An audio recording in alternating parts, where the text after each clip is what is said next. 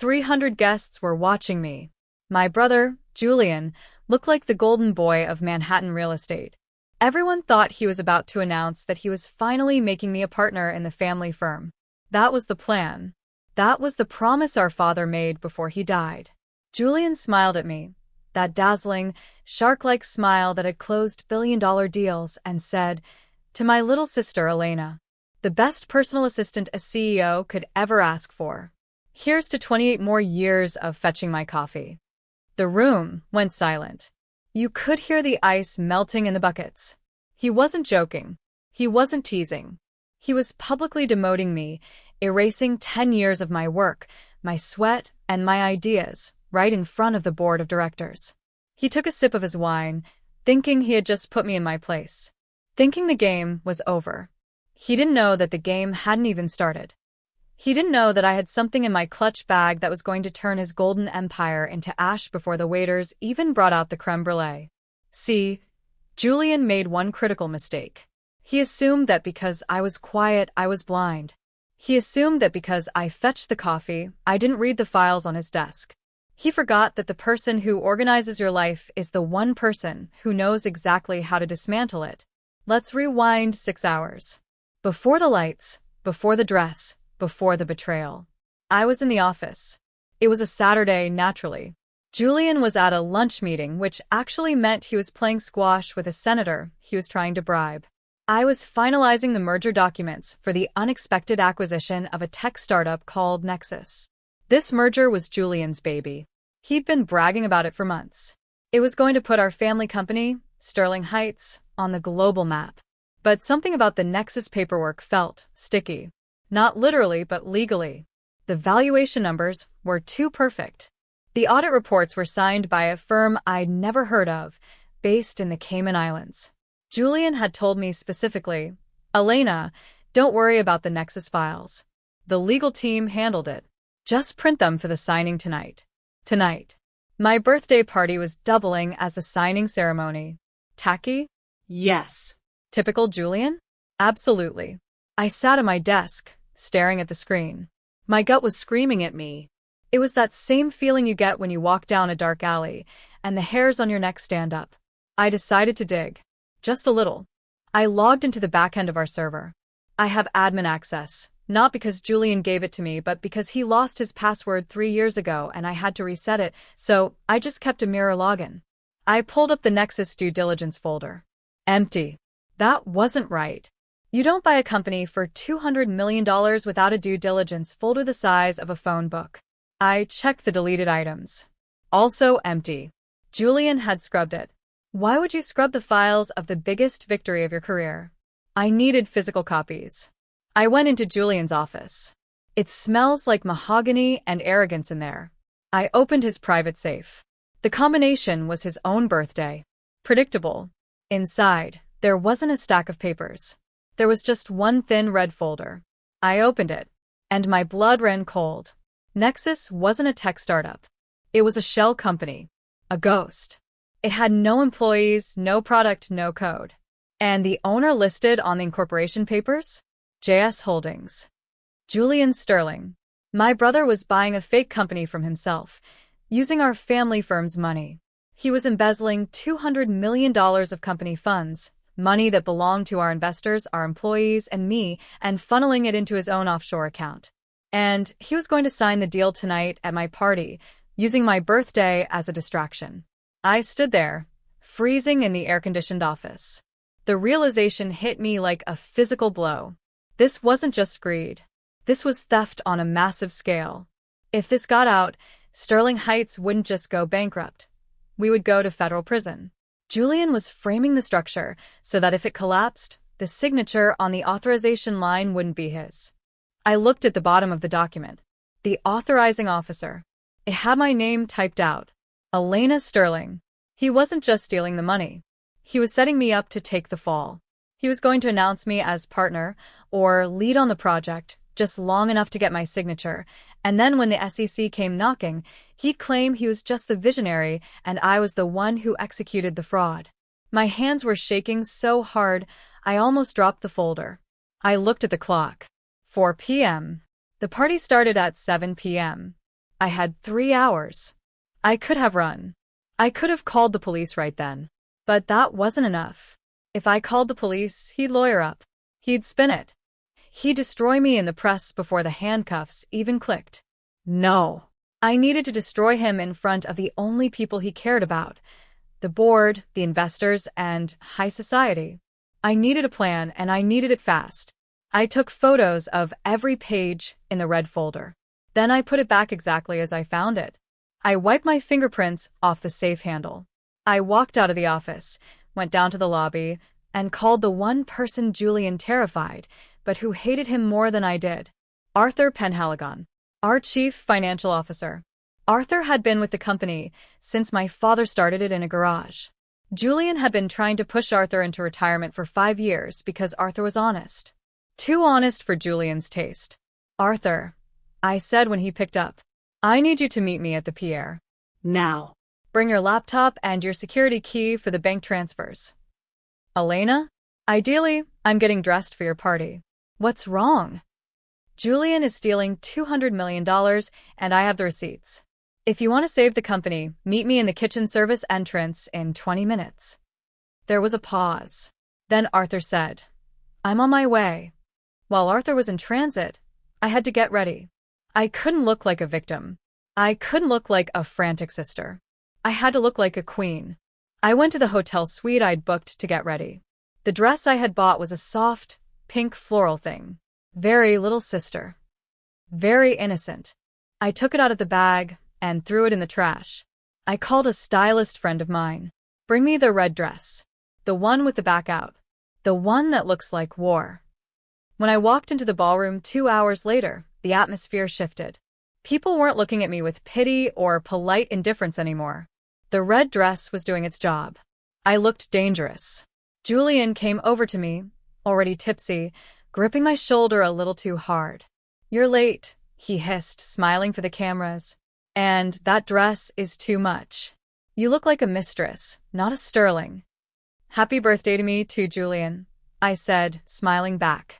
Everything is ready for the signing? Yes. Right after the toasts. Just smile and wave, Elena. Don't embarrass me. I wouldn't dream of it. I spotted Arthur across the room. He was sweating, clutching his briefcase like a life preserver. We had set up a command center in the AV booth. The plan was risky. It relied on Julian being arrogant enough not to check the presentation slides before he projected them. The party was in full swing. The champagne was flowing. The jazz band was playing. And I was counting down the minutes to my own execution, or his.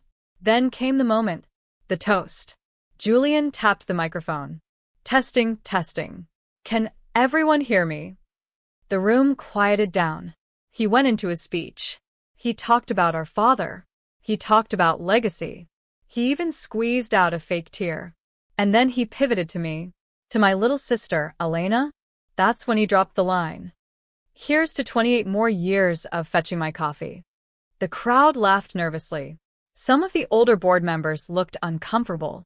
But Julian just grinned, basking in his own cruelty. He raised his glass. And now to the main event. The signing of the Nexus deal. A new era for Sterling Heights. He gestured to the massive screen behind him. I've prepared a little video to celebrate this acquisition. He clicked the remote. This was it. The screen flickered. The Sterling Heights logo appeared. Then, instead of the slick promotional video of futuristic tech and soaring stock graphs that Julian had paid an agency $50,000 to produce, a simple spreadsheet appeared on the screen. The room went dead silent. It was the bank ledger for Nexus Technologies. Julian frowned, hitting the remote again. Technical difficulties, folks. 1 second. He hit next. The screen changed. It was a photo of the incorporation documents. The ones I had found in the safe. The name, Julian Sterling, was circled in bright red digital ink. Julian froze. He looked at the screen, then at the AV booth. He looked confused, like a dog that had been shown a card trick. He didn't understand what he was seeing. Then, the audio started. It wasn't music. It was a voice recording. Elena, don't worry about the Nexus files. The legal team handled it. Just print them for the signing tonight. It was Julian's voice. Clear as day. Then another voice cut in. Mine. But Julian, the valuation doesn't make sense. Where are the assets? Julian's voice again, sounding angry this time. It doesn't matter where the assets are. It matters that the money moves before the quarter ends. Once the funds hit the Cayman account, we can bankrupt the shell entity and write it off as a failed venture. The insurance covers the loss. We pocket the principal. It's basic math, Elena. Stop asking questions. The silence in the ballroom was deafening. It was heavy, suffocating. 300 people were staring at the screen, then at Julian. Julian's face had gone from tan to a sickly, pale gray. He dropped the microphone. It hit the floor with a screech of feedback that made everyone wince. He looked at me. His eyes were wide, filled with a mixture of terror and pure, unadulterated rage. He lunged toward me. Turn it off. Turn it off now. He didn't get to me. 2 of the largest board members, men who had known our father for 40 years, stepped in his path. They looked like granite statues. I think we want to see the rest of the presentation, Julian, one of them said. His voice was low, dangerous. Julian scrambled back. It's a deep fake. It's AI. She's trying to sabotage me because she's jealous. She's crazy. On screen, the slide changed again. This time, it was a live stream. It was a live view of a bank account transfer screen. The header read, Sterling Heights Corporate Treasury, authorization pending. The amount was $200 million. But the destination account wasn't Nexus. It wasn't the Caymans. The destination was the Sterling Family Foundation, Charitable Trust. I walked to the center of the room. The spotlight followed me. I picked up the microphone Julian had dropped. Julian is right, I said. My voice didn't shake. We're here to sign a deal. But not the Nexus deal. I looked at the board of directors. My brother attempted to defraud this company and frame me for it. The evidence is currently being emailed to all of your inboxes, as well as to the SEC and the district attorney's office. I sent it 5 minutes ago. A ripple of gasps went through the room. Phones started pinging simultaneously in pockets and purses. However, I continued. I didn't want the company to suffer because of his greed. So Arthur and I made a little adjustment. Since Julian has power of attorney over the company accounts, and since he already pre-authorized the transfer of these funds for tonight, I pointed at the screen. We decided to redirect the transaction. The $200 million isn't going to the Caymans. It's going to our family's charitable trust, specifically designated for scholarships and low-income housing development in the city. A tax-deductible donation that will generate enough goodwill to save our stock price from tanking when the news of his arrest hits tomorrow. Julian screamed. It was a primal, animal sound. You can't do that. That's my money. It's the company's money, Julian, I said coldly. And you just donated it. I looked up at the AV booth and nodded. Arthur hit the enter key. On the big screen, the status bar loaded. 1%. 50%. Complete. Transaction successful. The room erupted. Not in applause, but in chaos. People were shouting, checking their phones, taking pictures.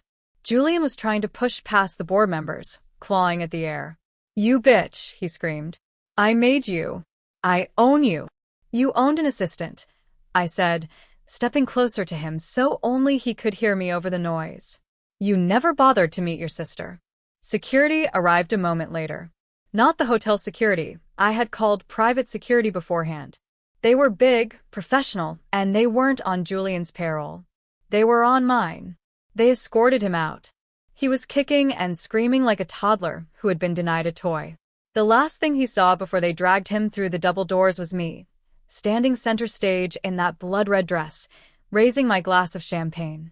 To the Empire, I whispered. But the story didn't end there. If you think Julian just went quietly into the night, you don't know my brother. The aftermath was messy. The next morning, the headlines were brutal. Sterling silver melts down. Brother betrays, sister saves. The $200 million birthday gift. The company stock took a hit, obviously. Uncertainty scares the market. But because the money hadn't been stolen, it had been donated, The narrative wasn't about corruption. It was about purging corruption. The board appointed me interim CEO. They didn't have a choice. I was the one who stopped the bleeding. But Julian was out on bail within 24 hours. He had good lawyers. Sleazy ones. 3 days later, I was in my new office, his old office. I had already ordered new furniture. I couldn't stand the smell of his cologne. My secretary buzzed me. "Miss Sterling? There's a delivery for you. Send it up." A courier walked in with a small, black box. No return address. I opened it. Inside was a dead canary. A message. "Sing like a bird, die like one." My stomach turned. It was a threat. A witness intimidation tactic. He wanted me to recant my statement to the SEC. He wanted me to say it was a misunderstanding, a clerical error. I called the head of security, double the guard at the lobby, and get a restraining order. But a restraining order is just a piece of paper. It doesn't stop a bullet, and it doesn't stop a desperate man who just lost everything. That night, I went home to my apartment. It's a penthouse on the Upper East Side. High security. Or so I thought. I walked in and kicked off my heels. I was exhausted. I went to the kitchen to pour a glass of water. That's when I noticed the balcony door was cracked open. The curtains were blowing in the wind. I never leave the balcony door open. I froze. I reached into my purse for my phone, but before I could grab it, a figure stepped out from the shadows of the living room. It was Julian. He looked terrible. He hadn't shaved. His eyes were bloodshot. He was wearing a hoodie, not a suit. He held a heavy brass paperweight in his hand, one he'd taken from our father's desk years ago. "You took my life," he whispered. His voice was raspy. "You tried to steal mine," I said, backing up toward the kitchen island. I needed a weapon. A knife block. It was 5 feet away. "I was going to give you a cut," he yelled, stepping closer. "Eventually. I was going to take care of you. I'm the big brother. I decide. You were going to send me to prison, Julian. I saw the papers. You shouldn't have looked." He swung the paperweight, smashing a vase on the table next to me. I scrambled back, grabbing a heavy frying pan from the drying rack. It was pathetic against a man in a rage, but it was all I had. "Get out, Julian. The police are on their way." "No, they're not." I cut the landline, and I jammed the Wi-Fi. "You're all alone, Elena. Just like you've always been." He lunged at me. He was stronger than me, but he was drunk and exhausted. I was sober and running on pure adrenaline. As he swung the weight at my head, I ducked. It smashed into the marble countertop, cracking the stone. I swung the pan with everything I had. I aimed for his knee. Crack. He howled and collapsed to the floor, clutching his leg. I didn't wait. I ran for the front door. But he was fast. He grabbed my ankle. I fell hard, hitting my chin on the floor. I tasted blood. He dragged me back. I kicked him in the face, my heel connecting with his nose. He let go, blood gushing down his face. I scrambled up, fumbled with the locks, threw the door open, and ran into the hallway, screaming for help. My neighbor, a retired Marine named Mr. Henderson, opened his door instantly. He took one look at me, bleeding, terrified, and then looked at Julian, who was stumbling into the hallway after me. Mr. Henderson didn't ask questions. He tackled Julian. It was over in 3 seconds. Julian was pinned to the carpet, sobbing into the wool. The police arrived 10 minutes later. This time, there was no bail. Assault with a deadly weapon, breaking and entering, witness intimidation. Combined with the fraud charges, he was looking at 20 years. The trial took 6 months. I testified. I looked him in the eye the whole time. He looked small. The golden boy had rusted. When the verdict came down, guilty on all counts, I didn't feel happy. I didn't feel triumphant. I just felt tired. I walked out of the courthouse. The press was there, a wall of flashing lights. They shouted questions. "Elena, how does it feel to put your own brother away? Elena, what's next for Sterling Heights?" I ignored them. I got into my car. Arthur was waiting in the back seat. "It's done," I said. "It's done," he agreed. He handed me a tablet. Quarterly earnings came in. We're up 15%. The market loves the ethical pivot. The donation to the housing fund has made us the darling of the city planning committee. We just got approved for 3 new skyscrapers. I looked at the numbers. Green arrows everywhere. The empire wasn't just saved, it was thriving. And, Arthur added, a small smile playing on his lips, I took the liberty of ordering new business cards for you. He handed me a card. Elena Sterling, CEO. I looked out the window as the car pulled away. We drove past the Pierre Hotel. I thought about the toast. To 28 more years of fetching coffee. I smiled. Arthur? Yes, Miss Sterling? Let's stop for coffee. I'll buy. Now, you might think that's the end of the story. The villain is in jail, the hero is the CEO, and justice was served. But the thing about empires is that they're built on secrets. And Julian wasn't the only one with secrets. 3 months after the trial, I was settling into my role. The company was stable. I was finally sleeping through the night. Then I received a letter. It was handwritten. The handwriting was shaky, old. It was from the Cayman Islands. I opened it. Dear Ms. Sterling, I followed your brother's trial with great interest. A very dramatic display. However, there is a matter of outstanding debts. I frowned. What debts? Your brother didn't act alone. He didn't have the connections to set up the shell company by himself. I provided the infrastructure. I provided the fake auditors. And my fee was 10% of the acquisition cost. $20 million. My heart started to race. Who was this? Julian promised payment upon the signing. Obviously, that didn't happen. But a deal is a deal. I expect payment within 48 hours. Or I will release the other documents. The other documents. You see, Elena, your brother wasn't just embezzling from the company. He was laundering money for a cartel. And he was doing it through the charity accounts. The same accounts you just dumped $200 million into. I dropped the letter. The world tilted. If this was true, if the charity accounts were compromised, then by transferring the money there, I hadn't saved the company.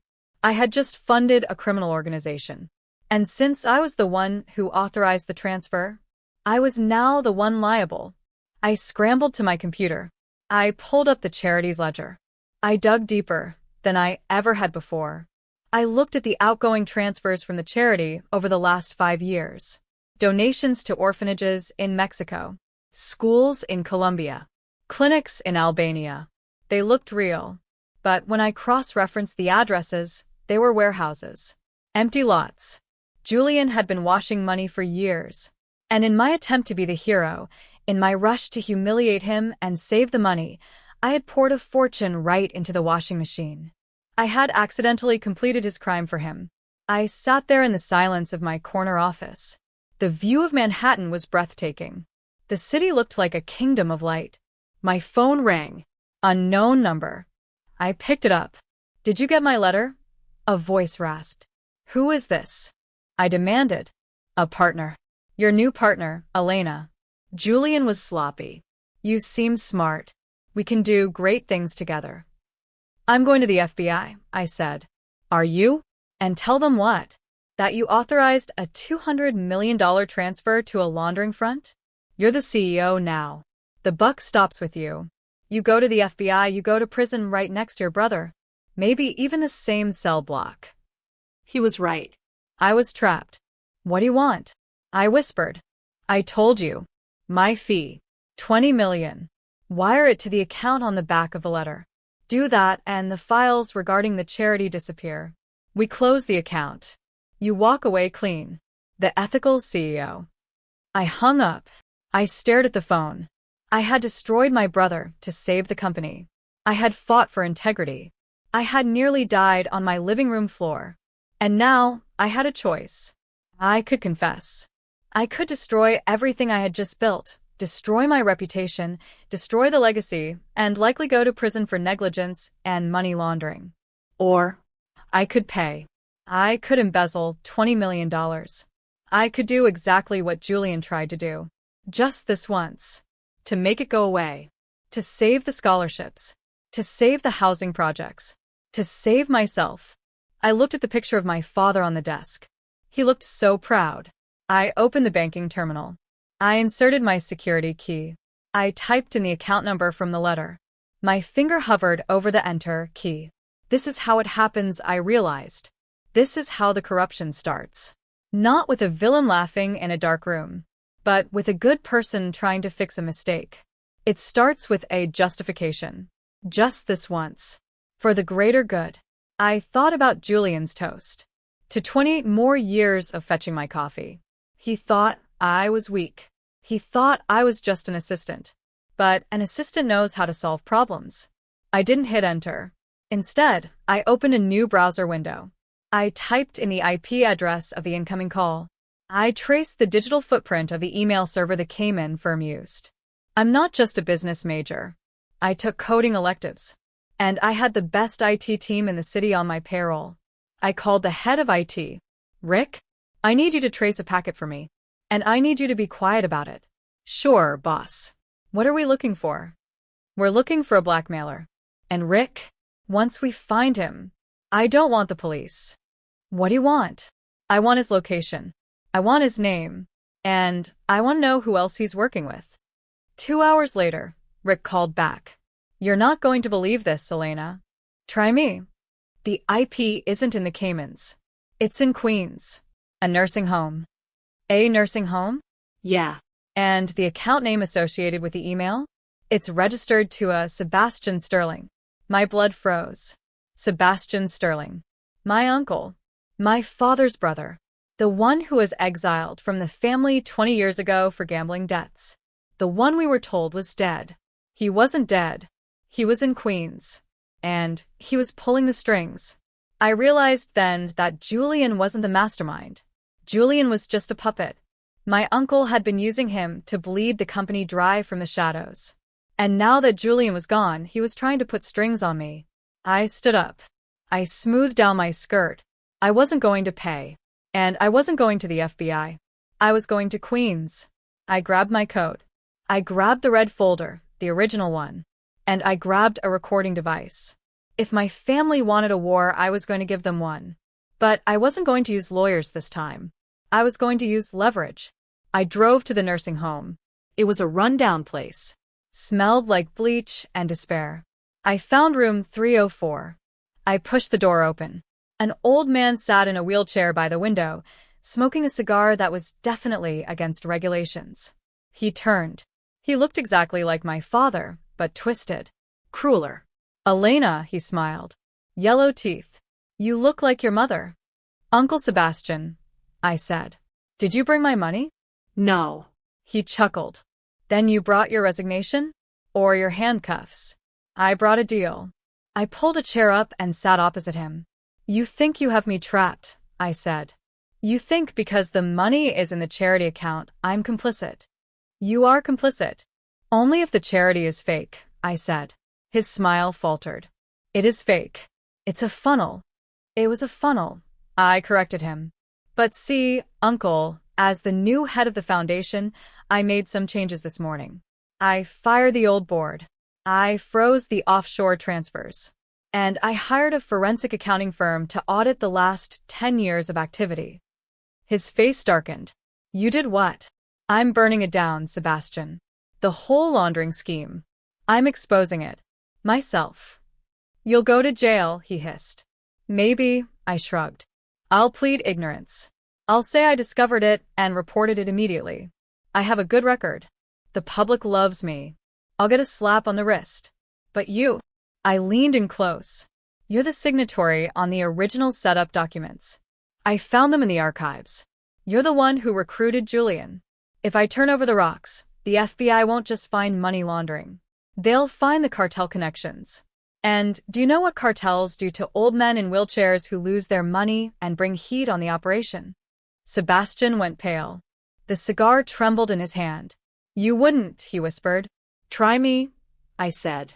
I destroyed my own brother on my birthday. What do you think I'll do to an uncle I never knew? He stared at me. He saw it then. The same thing Julian had seen too late. He saw that I wasn't the prey. I was the predator. What do you want? He asked. I want the list, I said.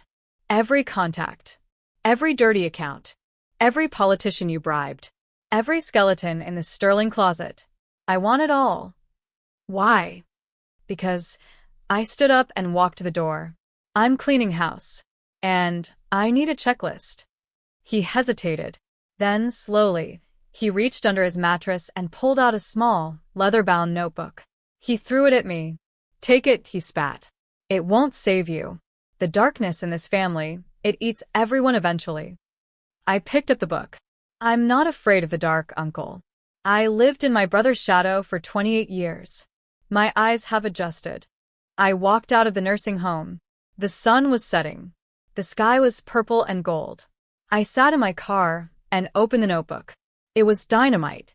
Enough to bring down half the city. Or enough to control it. I looked at the phone. I could call the FBI right now. Hand it all over. Be the saint. Or I could keep it. Keep it as insurance. Keep it to ensure that no one ever tried to take my company, my life, or my freedom ever again. I put the notebook in my purse. I started the engine. The ethical thing to do would be to turn it in. But I had learned a hard lesson this week. Being good gets you a pat on the head. Being powerful gets you survival. I drove back to the city. Back to Sterling Heights. My birthday was a week ago. I was 28. I had lost a brother. I had found an uncle. I had saved an empire. And I had lost my innocence. As I walked into the lobby, the night security guard nodded at me. Good evening, Miss Sterling. Good evening, Frank. I got into the elevator. I pressed the button for the top floor. The doors closed. I caught my reflection in the polished steel. The red dress was gone, replaced by a sharp black suit. But the look in the eyes was the same. I wasn't the little sister anymore. I wasn't the assistant. I was the boss. And God help anyone who tried to make a toast at my next birthday.